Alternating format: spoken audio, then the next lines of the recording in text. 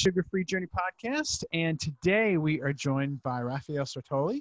So Raphael has a Master's of Science in Molecular Biology. He's a PhD candidate in neuroscience at the Behavioral and Molecular Lab in Portugal, which is where he's at right now. He's talking to us from Portugal, and he has a new app, Nutrita, that I just heard about probably 2 days ago. I thought it was interesting enough that I wanted to contact him and kind of pick his brain a little bit, find out what he's trying to do with this app. So, Raphael, welcome to the show. Thank you so much for having me on, Aaron. It's a pleasure. And like we were talking before, I'd heard of you, but I finally get to chat a bit. Yeah, I come and go in spurts in Twitter and Instagram. So that's where if people hear of me, that's usually where they hear of me. But a 200-pound weight loss usually is enough to turn people's heads and go, "Hey, what's that guy doing?" And that's what I'm doing. And that's basically what this podcast is as much as other people can listen to it and find some little nuggets of information. Really, this podcast is for me. This is my chance to go find people who are doing interesting things and talk to them and pick their brains a little bit and find out what is going on in the keto world. So when I saw your app, I thought, that's cool. Let's get this guy on. Because we'll get into all that here in a minute. But before we find out about your app, what you're all about, what's going on there, can you give us a little bit of your background? Yeah. So I started out in science from the position of someone who is very disillusioned with business school. So I started out in UCL in London. I was doing a course called Italian and Management Studies and found it pretty boring, to be honest. And I sort of got interested into science, and not even nutrition per se, it was really physics, and got to learn about Professor Feynman and the scientific method and just how powerful it was. And slowly but surely, I somehow found Gary Taubes' book, Good Calories, Bad Calories, and Why We Get Fat. And the first time I read it, I actually put it down after a chapter and just didn't click with it at all. Picked it up a month or two later, and I just couldn't stop reading it. I just devoured it. And that really changed the paradigm in my brain about nutrition and science and reliability of information and not taking anything for granted and starting to look at what I'm eating and making a conscious effort. And that really, changed my whole path professionally and personally as well. So I started to find my way into science, working at a university in Leiden, sort of as an, I guess even assistant, a science communication assistant, and then managed to get into molecular biology. Learned a lot through Twitter, actually. So, and Dr. Google was a great first teacher for me. Absolutely. So I obtained my master's in molecular biology, and then eventually ended up in the Behavioral and Molecular Lab in Portugal, where I do experiments on rats, trying to understand schizophrenia and the metabolic side effect of antipsychotics. And this year, I used a ketogenic diet on some of my rats because it was my intuition that there could be something interesting there in terms of how their metabolism is sort of impacting their behavior and the schizophrenic phenotype. So that's how I got into science and my professional background. But Nutrita has been growing, let's say, in the background for about 2 years after I met my long-lost friend that I'd known since my teens, my co-founder, Eddie. He'd just come off a few entrepreneurial ventures and was in a total burnout. Had gained a lot of body fat, was stressed, wasn't sleeping, sort of disillusioned. And I just helped him out of it, as any friend would. And he thought, hey, you have a lot of valuable things to say and to teach. So how about we make a business out of this and go help other people and find a way to make the content that you're putting out there actionable. And that's why the app came about after we started writing some articles. When it comes to the ketogenic diet for brain health, particularly, I've always kind of been fascinated why it wasn't more logical from the beginning. If the brain is 75% fat, give or take, why wouldn't a diet that is 75% fat be the most beneficial for brain health? I mean, let's take heart health and all the other, caveats that we need to give. Let's just put those aside for a minute if you're just trying to improve your brain health, why wouldn't a diet that consists mostly of what the brain is made out of not be the most beneficial diet for the brain? And it's always seemed really logical, and yet it's, you get a lot of pushback from that idea. Yeah, even without talking about which diet may be better, just simply the idea that diet is impacting your mental health, that is still controversial. I mean, we're so far behind where we should be. Not only the dietitians, but also I think a lot of the mental health professionals, they pay very little attention to diet, although a lot of lip service is given to it. But yeah, the idea that, your metabolic context, whether that's from diet or from exercise or from the light and dark cycles, all these things have profound impacts on how we feel. And I think that's where we have a lot of the low-hanging fruit to gather to start helping people out, whether that's through research or through clinical practice. Yeah, that totally makes sense. So how did you make that transition into the ketogenic diet might be something that's helpful? I mean, not just for your rats, but for you personally and for human beings in general. Where did that idea? I mean, obviously you read Good Calories, Bad Calories, but even from that, you're not quite at a ketogenic diet yet. So where did that idea come from for you? Yeah, the way I started out was by I was basically convinced that bread had very little, basically no nutritional value beyond its caloric content. And sugar was sort of an obvious one, I guess. Growing up in the south of France, it wasn't very controversial for us to understand that candy wasn't very healthy. So it was relatively easy to be convinced by the argument to cut out bread and sugar. Now that, as you know, cuts out a ton of carbohydrate, and especially the worst kinds, those that sort of disrupt your incretin system in your gut, those sort of what I like to call checkpoints that tell your insulin and your glucagon how to act, and your adipose tissue how to handle the incoming energy. So I started cutting that out, and it was, I would say, nearly more of a vegetarian diet where, I'd have fish and meat and eggs and cheese, but there was a ton of vegetables on my plate. Right. And they were just drenched in fat, and I was getting quite a lot of benefit from that change. I mean, my face would was puffy and would look normal. Basically, I would feel more energetic. I'd lean out a bit. I was never overweight, but I wasn't lean per se.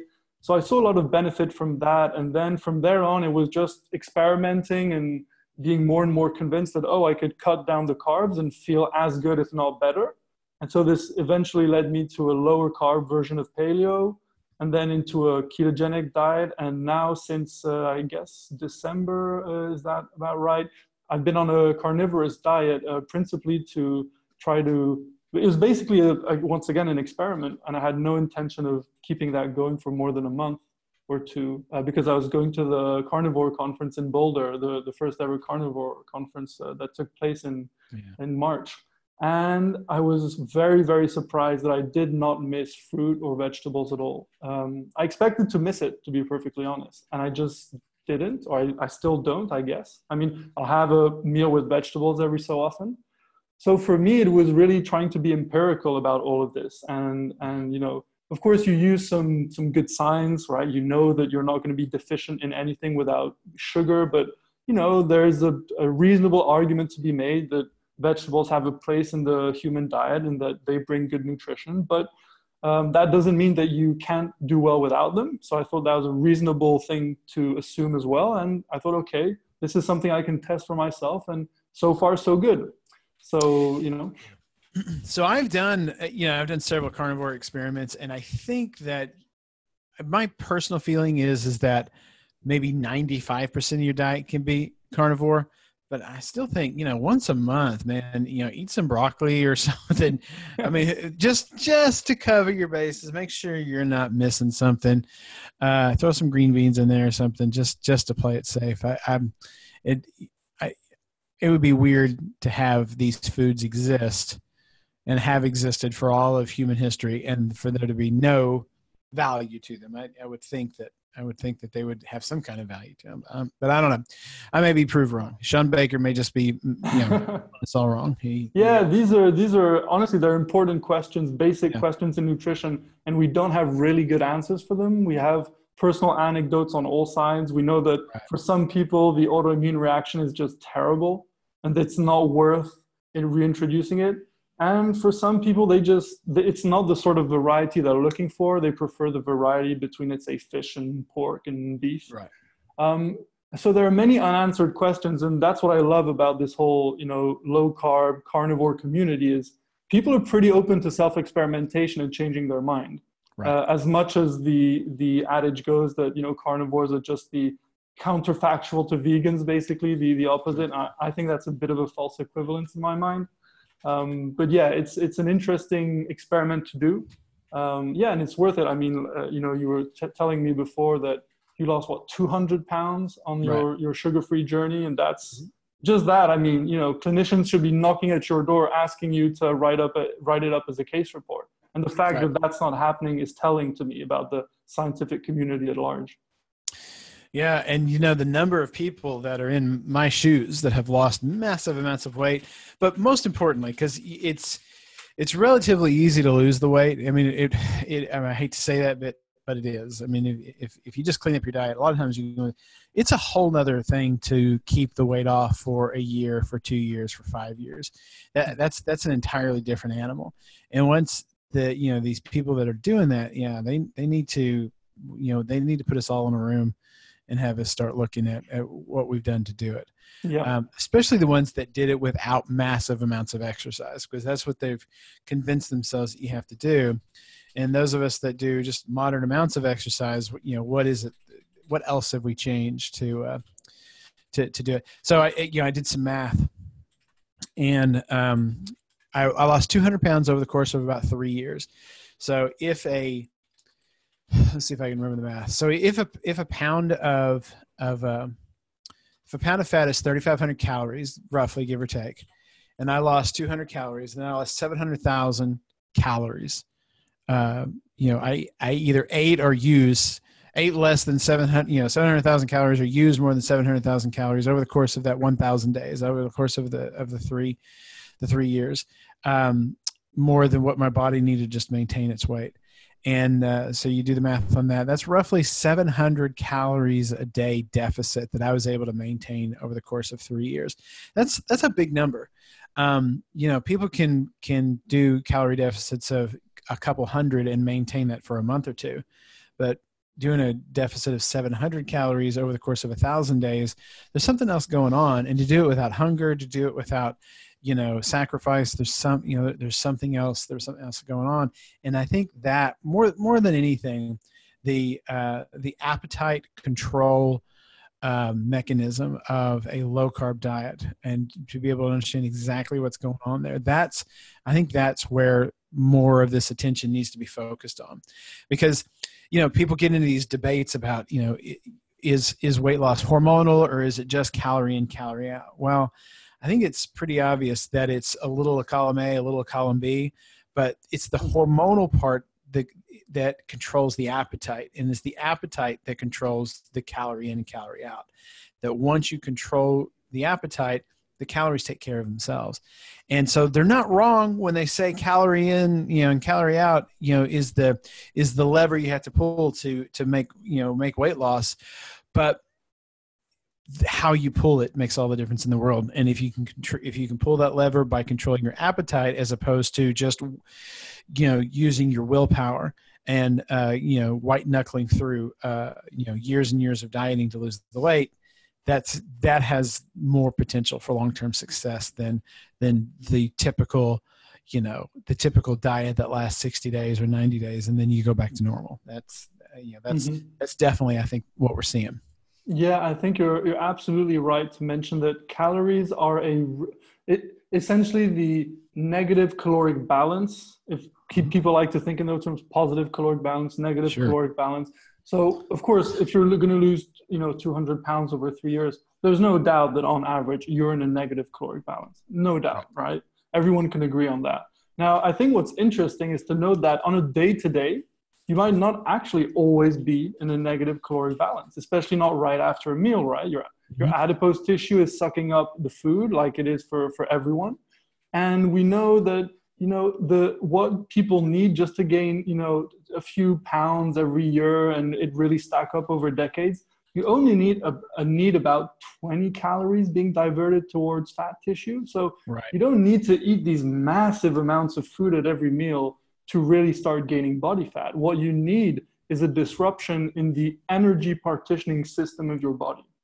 So that's why what you said about hunger and not having your basal metabolic rate drop too low because you're restricting purposely using your willpower, to an excess, which is going to basically, it's like a dog chasing its tail, where your basal metabolic rate is going to drop, you're going to restrict more, and so on and so forth, and your efforts go in vain. So you're right, you have to pull multiple levers. You have to get hunger under control. So that's satiation and satiety, the willingness to stop when you're eating and the willingness not to start eating soon after your meal, right? Both are actually important. That's why people who try to just use the satiety index that's out there, which tells them, oh yeah, this is going to fill you up, a lot of fiber and boiled potatoes. Well, it's a bit of a half truth. And I think it's a bit misleading. There's this whole approach called volumetrics that people used to follow in the 90s. Yeah, remember that. And it was all based around that. And we know there's more to it. We know there's hunger,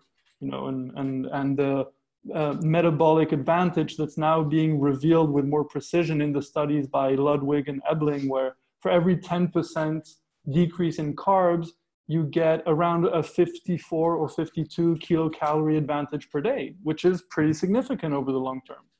Absolutely. Yeah, and those volumetrics, man, they're just telling you fill your belly full of celery and broccoli, and it seemed like it was a diet that was invented by the toilet paper manufacturers, because those are the only people benefiting from that stuff. So tell us a little bit about your app, Nutrita. Before we get into what the app does, you gave us a little bit of background with you and your co-founder.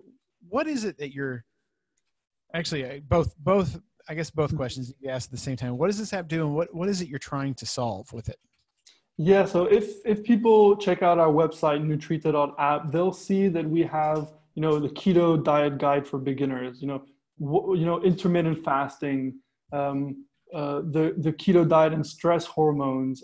We try to answer a lot of questions that beginners would have when they come to the world of diet, or even some people who have some knowledge but may not have the deep knowledge. So we try to make it really lay friendly, yet a pretty complete resource for people who are there might be more interested to the lower carb spectrum of things, but our dietary principles really expand as pretty far. I mean, you could be on a vegetarian diet and apply our principles of no flours, no seed oils, and no sugar. I think that's sound advice for any diet that's more or less high carb. So the website is really trying to bring a lot of this information together in a easy, digestible format. And then, reading is great, but let's be honest, not a lot of people spend a lot of time reading, and it's still considerable effort. When you're in the grocery store, you need to know what to do. So that's why we first started out with Nutrita Lite. So that's our free mobile app that's on iOS and Android. It'll be out in a couple of weeks by the end of the month. And that will allow people to scan a barcode if they're in the US and quickly get the keto score or the insulin index or the nutrient density score for the item that they're scanning. So these are our 3 scores to really help people, if they're following a keto diet, basically yay or nay, is this something that fits into their diet? If they're diabetic, or if they've heard about insulin and the importance about minimizing it, they can check out the insulin index. It's a simple 0 to 10. And of course, both of these scores are really important, but they're not enough in and of themselves. That's why we always have the nutrient density score there with them to really allow people to make, choices of complete protein and really get enough vitamins and minerals. And we have that all packaged into a nice score from 0 to 10. Once again, that's, clear, labeled, color coded, just to help people, make simple choices when they might not have the time to read and do all of the rest. So the nutrient density score especially seems seems you're taking a lot of complex information and kind of boiling it down to a number. So what is it that how is that weighted? What are the main things that you're looking at that would make a food go from a nutrient score of 8 versus one of 2? Sure. So the nutrient density score is my personal favorite. It's by far the most complex, and it's the one that requires really, I would say, deep knowledge of the science. It's very hard to do, to be honest. It's basically a lot of nutrient scores that you would see on a government label or some sort of Nutri score like we have in France. They're pretty terrible. They're not scientific. They just basically represent the RDAs. There's no metabolic context. There's no understanding about which are more prevalent, which are easier, which are easy to get, which are rare. There's not an understanding of which fatty acids are actually essential. Surprisingly, I think what the government has told us, the US government and the governments around the world, they've got it wrong. It's not ALA and LA, the two fatty acids. We have a different view of that. And we try to weight things, according to the completeness of protein, for instance, right? So we're not just looking just at total values. We're trying to see how the ratios compare. So we're not going to overinflate plant protein as it is often done, unfortunately. So we try to give a realistic view. So nutrition comes through not only calories, but amino acids, fatty acids, vitamins, and minerals. And it's hard. Honestly, we've had to have many iterations, and we will in the future. And I think anyone who pretends to have the perfect score is kidding themselves. So this is something where we'll be looking for feedback and people to tell us, hey, I disagree with this score, tell me more. And we're happy to listen, because it's a dynamic process. It's such a minefield too. I guess it's probably about 2 months ago, there was a study that came out, and it's probably one of my favorite studies for just talking to people about how tough, nutrient science can be.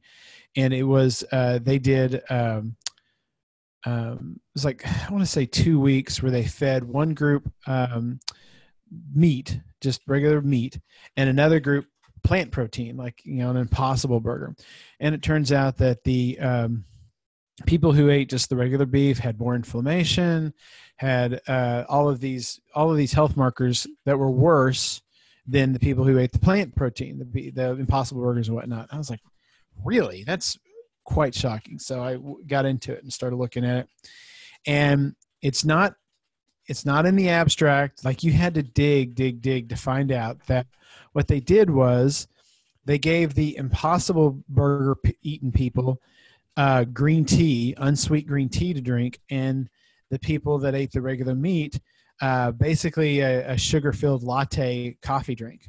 So they didn't give them equal things to drink, but they gave the people who were eating the burgers this sugar, something you would get at Starbucks, full of sugar, and then they reported it like as if all of these bad things happened, to the people who ate just regular hamburger. And it was deceptive, it was dishonest, but I mean, I had to look. I really had to dig in to find that. And once you know things like that exist, you can find them in almost every study that's done, especially the ones that tout, a pro-vegan outcome to their study. There's no wonder that the average person is really, really confused about what it is that they should eat. Yeah, I think that's a great example, actually. I'd heard of that study, but now that you mentioned the sugary latte, it came back to me. Yeah. You're right. It's very deceptive. And the only way you're going to figure it out is if you go and look into the study, and the number of people who are willing and capable of doing that and, figuring it out is actually really, really small. And this is part of the realization that came to us, was that, okay, we have all these nice articles, we can deconstruct studies on Twitter, and that's great. But what about the people who aren't going to benefit from this because they're not going to take the time?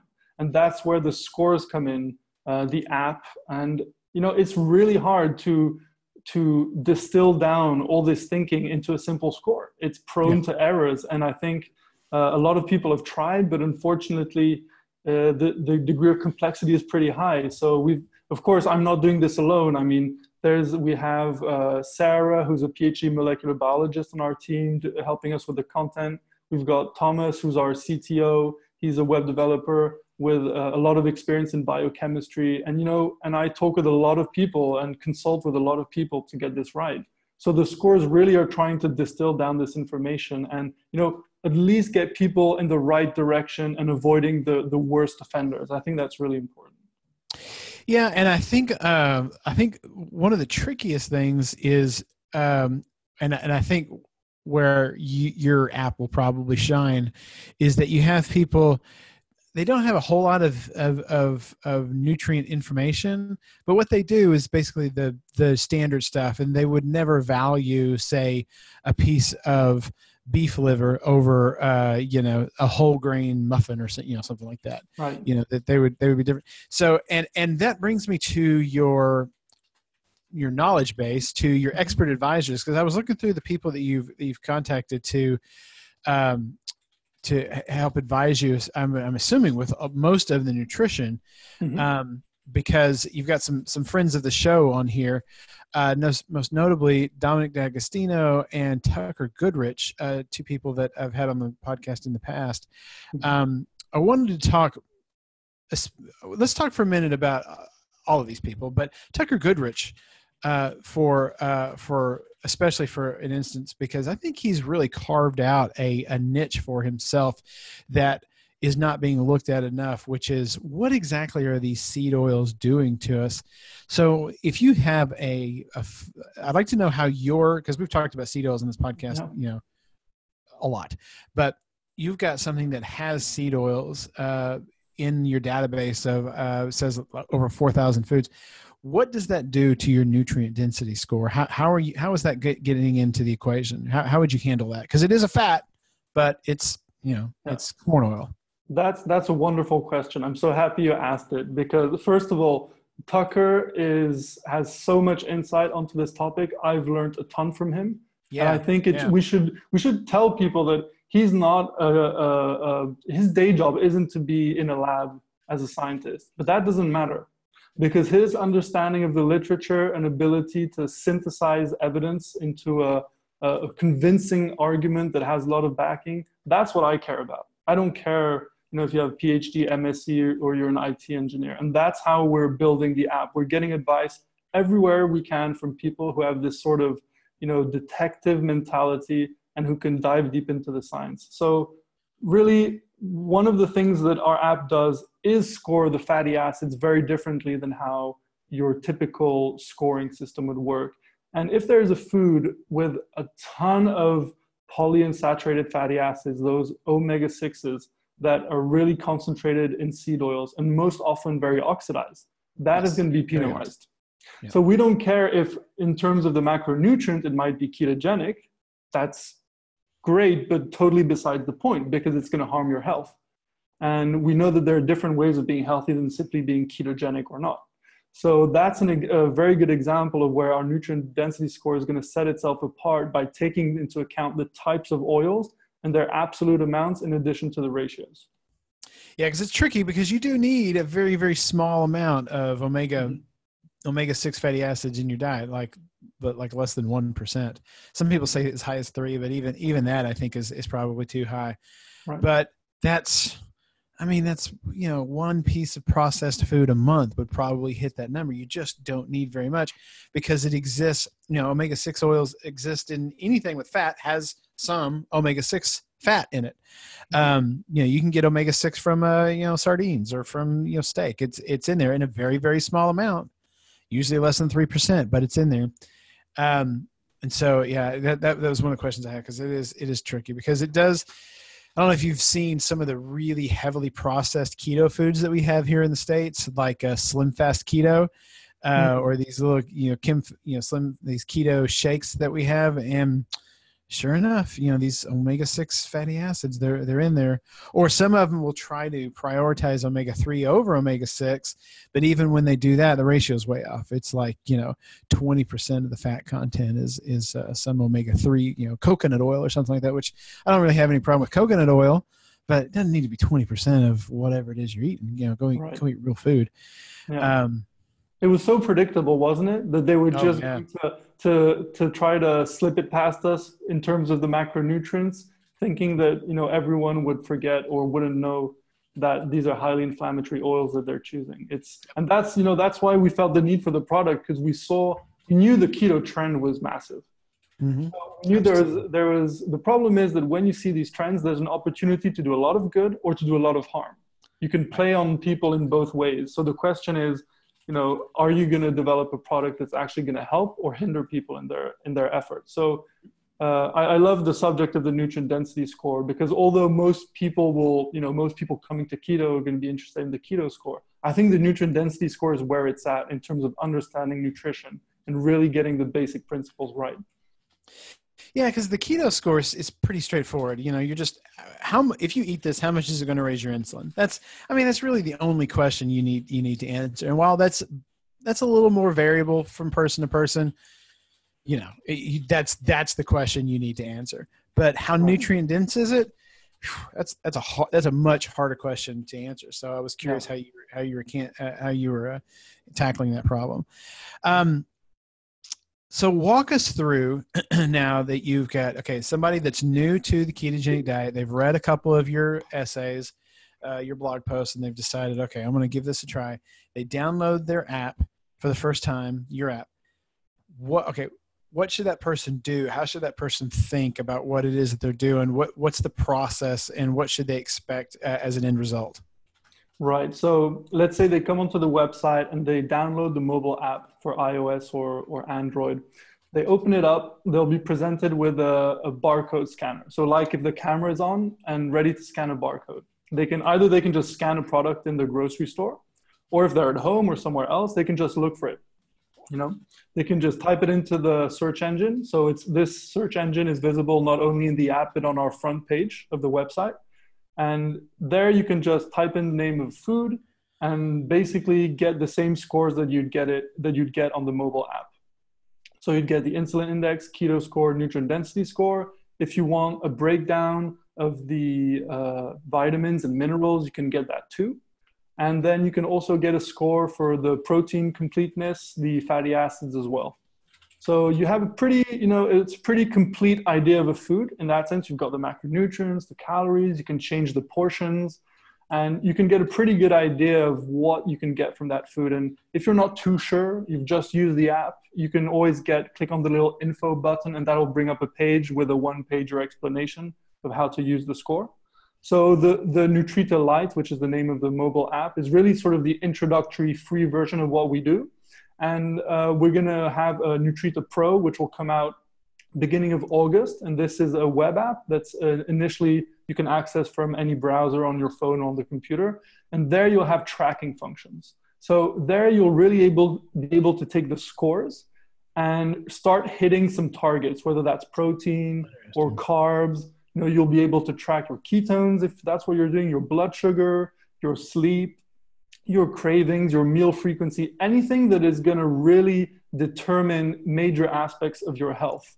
And we think it's going to be helpful to people to start thinking about, hey, how's my insulin been stimulated over this last month, rather than just the blood sugars? Because we all know a lot of pre-diabetics can cover bad food choices because they have functioning beta cells, right? Their pancreas is pumping out lots of insulin. So we're not only helping people who are, overweight or frankly diabetic, who want to make better food choices, but also we want to prevent. We know that prevention is where it's at. So the tracking app is hopefully going to get people into good habits, intermittent fasting, pay attention to your sleep, and just, get some recipes, right? You just want to have some recipes generated according to your goals. So, people love to look up recipes. Well, they'll be able to do that right from the app. We're partnering with Ditch the Carbs. Our partner Libby is going to help us integrate her recipes, and they'll be scored with all of these features. So it'll be really easy to follow our advice and just see if it works for you. Give us feedback. Tell us what's working, what's not. Perfect. All right. So it's not available. I have an Android device now, so it's not available in the Android store yet. And so when is the basic one going to be available in Android? Yeah, Nutrita Lite should be out by the end of the month. I mean, we're doing the last this in July. Yeah, exactly. Mid-July, so it'll be out by August for sure. Okay. And then Nutrita Pro will be out when? just a couple of weeks later. So it'll be in August as well. Yeah. August as well. Okay, perfect. Yeah. Yeah, I And just in went the to look it meantime, up. you have the food search engine. If you already want to check out our scores, how we do things, of course. So, they can get a preview of it basically. And That's at Nutrita.app. Yeah, exactly. And if people want to have an idea, not only of how we score food, but the sort of advice we give, which is going to be more in the pro version, they can see the Nutrita macro calculator, which is sort of an unconventional macro calculator because we don't tell you to track calories irrespective of your goal. But you can see there the recommendations and the food equivalent. So, often people are told eat 1 point something grams of protein, and people just they just don't understand. So we give that in real food equivalents. How many eggs? How much of a steak is that? How many fillets of salmon or whatever, or how many carbs is in blueberries and that sort of stuff. Yeah, perfect. Yeah, I couldn't point out a gram of anything if you like to opinion on it. So that's good. Yeah, it's funny. Oh God, I forgot what I was going to say. Something about one of the apps that I'm using now. I'm using. That's what I was going to say. The most common question I get on my website when I put up a recipe is, what are the macros and what are the calories? And I always write back, I have no idea, don't care. And, you're on your own with that. It's just real food, and eat it and be happy you don't have to count anything. And I think that's how, I count because I track things because I have an app that I use to track things, but I don't think that's normal or natural. I don't think anybody should have to track things. If it's a helpful thing to do for a while, but there's a certain amount of freedom that you want with your diet. It's funny you mentioned that because personally, I've never tracked my macros for more than one meal. I've never had the need, to be perfectly honest. The way I eat, it's pretty easy. It's exactly. It's meat, it's fish, it's vegetables sometimes, a little fruit, it's some dairy. It's pretty simple, but I think there's a phase. I had the benefit of reading studies and working in labs and having all this deep knowledge about it. But most people, the deepest knowledge they're going to get is understanding, total carbs versus net carbs, the macros, and vitamin A, there's the plant version, and then there's the version from animal foods. And it's really the version from animal foods that has most a positive impact on my biology. So this is where the app comes in. It's really an education. The goal is not to get people stuck on it. The goal is really to show you this is how you're progressing. You're in the right direction. You're in the wrong direction. Have you thought about that? And then eventually people if eating should be, easy. It should be pleasurable. It shouldn't be a math problem. So that's true. So if anything, get some ideas, get some inspiration from the recipes, have a sense of community, share what you're doing with people. If you're having commitment issues to your diet or discipline issues, get some help basically. All right, Rafi, last question. Tell my audience where we already tell them Nutrita.app, or look for Nutrita in the Play Store or the App Store once it goes live. But what else do they need to do? Can they follow you on Instagram or Twitter, or what else is out there in the Nutrita universe? Yeah, so you can follow us on Twitter. We're Nutrita_app. I'm also have my own account on Twitter. It's at Raphael S7, so Raphael with PH. So that's my account. I'm on Instagram, but I would have to look it up to tell you. But you can find that on my Twitter bio anyways. And yeah, just I'm really interested in what people think about it, what they think about the food search engine. So drop me a tweet, send me a message. If you have any ideas on how to improve it, we're always open to hear that. And especially for people like yourself who've had an amazing journey, I love to learn about how that went. So hopefully we'll have some chance to talk offline more, Aaron. I'm fascinated by that, just as I was with Carrie Brown's story, which directly relates to the work I'm doing in the lab. So I think it's a pleasure to have met you, and hopefully people will derive some benefit from this conversation in the app. Excellent. Well, guys, we're going to put links to all of that in the show notes. You can find that at mysugarfreejourney.com/podcast. Rafi, thank you so much for coming on the show. Thank you. It was a pleasure. All right, guys, hold on. We'll be right back with some more information.